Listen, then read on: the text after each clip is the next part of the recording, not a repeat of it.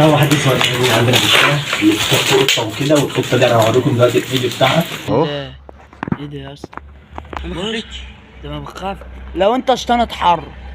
انا نفخت وسهرت معاه في حاجه سابنا على الله وطبعا كلنا عايزين الله يا ابني. يا عم خش يا عم خش خش خش جيبوا يا عم خش وانا اشدك. لا تخش ما تخاف. لا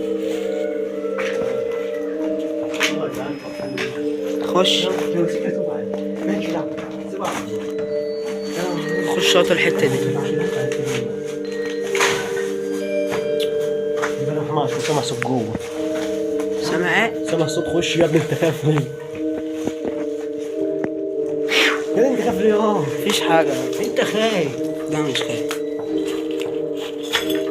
هات ما هو اليوم اساسا تلم تليفون كم ساعه.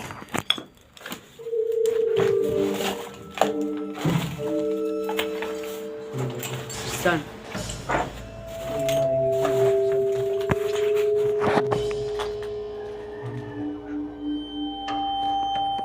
تعالوا يا جدعان انتوا خايفين ليه يا جدعان؟ مش عارف والله. انا بس انت اللي ساب خش. انا عايزك ورايا. انا وراك اهو. خايف الباب ده اصلا مخلوع من بدري.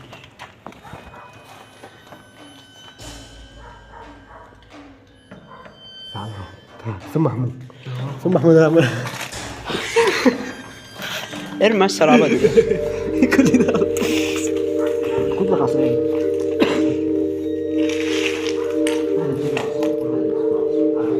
تعالى لي معايا بقى. هات العصايه. انا بكلم المصور. بس نخش في الدنيا فعلا. خش يا عم انت تعالى تخاف ليه؟ ايه انت خايف ليه؟ ما تصير محمد عشان بعدين خش ايده في جيب. ما تصير محمد عشان لك بالك مش وراك. ما تصير يا ابني. يا عم هو عندي.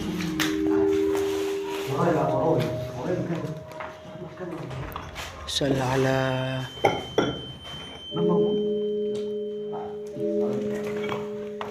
خش تقلقوش. بص دي مخلوق جيب محمد شو يا اسطى.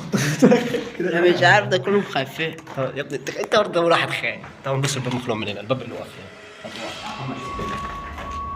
بص انت مالك يا محمد مش خايف لا؟ ما تروح تجيبها يا محمد.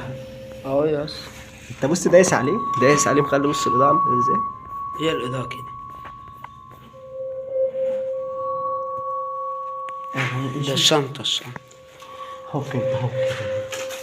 خش في الاوضه دي. مفيش حاجه صح؟ حد فوق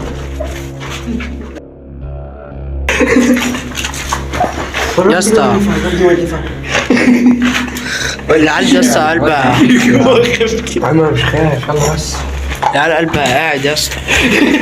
العيال قلبها قاعد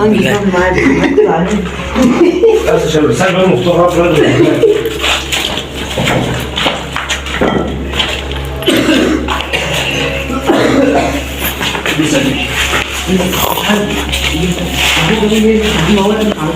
لا يا عم مش فاهم.